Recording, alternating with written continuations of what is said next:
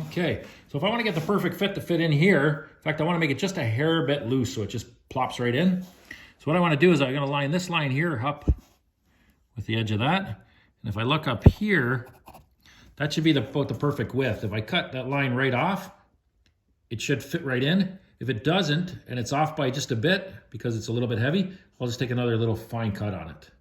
In order to do the length, what I do is I do the exact same thing. And I make it up near the corners, but I don't want to be on the actual radius there.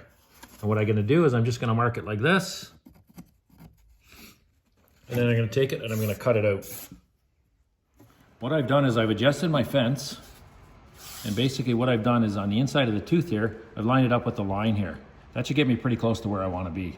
So what I'm going to do is I'm going to lower the blade, put it the right height, and I'm going to push this through.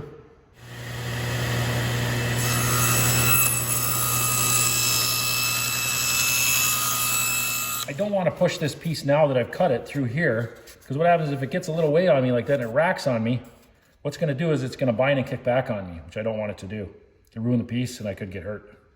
What I've done now is I've taken the line here and I've extended it out so it'll be easier for me to line the SOP with it. What I'm checking for is when I bring my tooth down onto that line, I pretty much want to be right on the I'm going to say the right side of the line, which is the waist side. I just want to touch that edge of the piece. That should get me a perfect cut.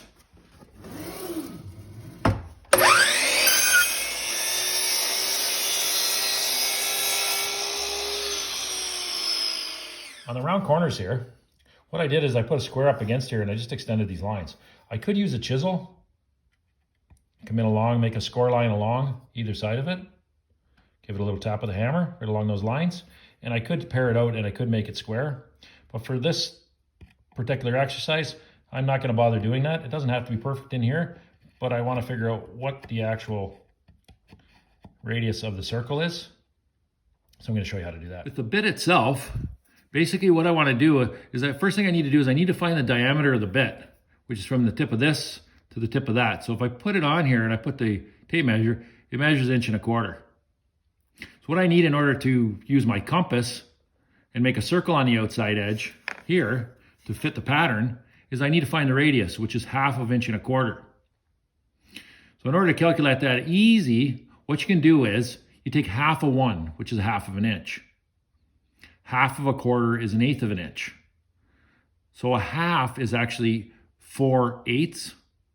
You have 1/8 left over, which makes it 5/8, and that gives you the radius. Here I have a combination square.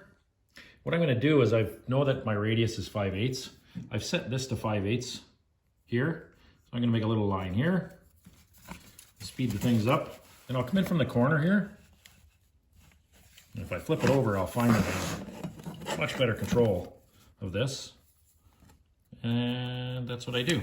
From that point, I know I have the center. And I can use a compass. Put it right in the center.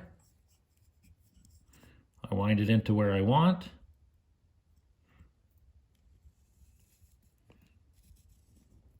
That gives me my radius. I do that on all 4 corners, and I should be able to inset that panel in after I'm done. When I draw the line, I want to go on the flat portion here, not inside this little crevice here, because that'll make it short.